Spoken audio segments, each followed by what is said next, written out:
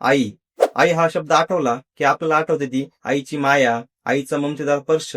परंतु सोलापूरच्या कुसूर गावामध्ये जे घडलंय ते ऐकून माणुसकीचा मृत्यू झालाय असंच वाटतंय. एक असा व्यक्ती ज्याचं स्वतःच्या सख्या आईसोबत अनैतिक संबंध होते, परंतु जेव्हा हे त्याचे संबंध त्याच्याच 9 वर्षाच्या चिमुरडीने बघितले तेव्हा आपलं काळ सत्य जगासमोर येईल या भीतीने त्यांनी स्वतःच्याच 9 वर्षाच्या चिमुरडीला गाळ दाबून संपवलं.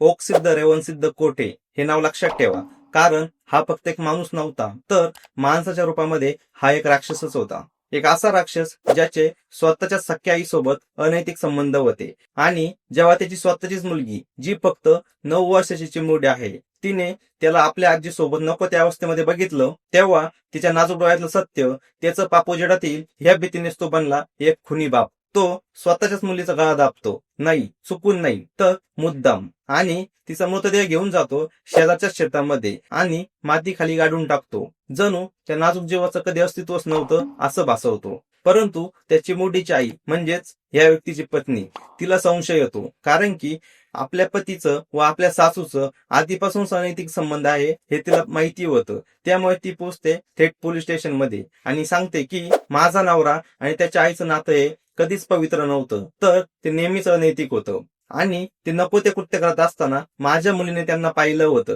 म्हणूनच यांनी तिला मारलं.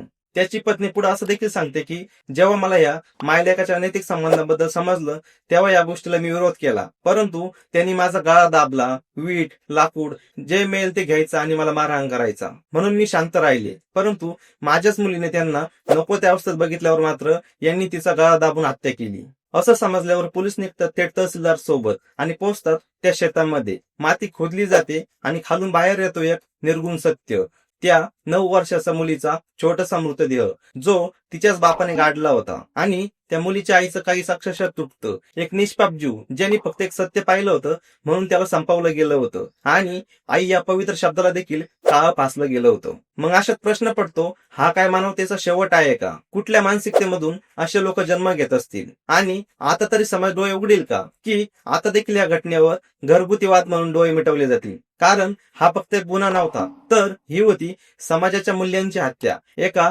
आईपणाच्या कल्पनांची विटंबना आणि एका छोट्याशा चिमुकल्या आत्म्याची आर्तकिंकाळी. मित्रो, या प्रकरणाबद्दल आपलं मत काय? समाज सध्या कुठल्या दिशेने जात आहे? आपलं मत प्रखरपणे खाली कमेंटमध्ये लिहून नक्की कळवा. व हा व्हिडिओ जर आपल्याला आवडला असेल तर व्हिडिओला लाईक करा, शेअर करा व असेच माहितीपूर्ण व सत्य व्हिडिओ यापुढे बघण्यासाठी आपलं युट्यूब चॅनल महाराष्ट्र लाईव्हला नक्की सबस्क्राईब करा. भेटूया नवीन व्हिडिओसह. तोपर्यंत स्वतःची काळजी घ्या. जय महाराष्ट्र.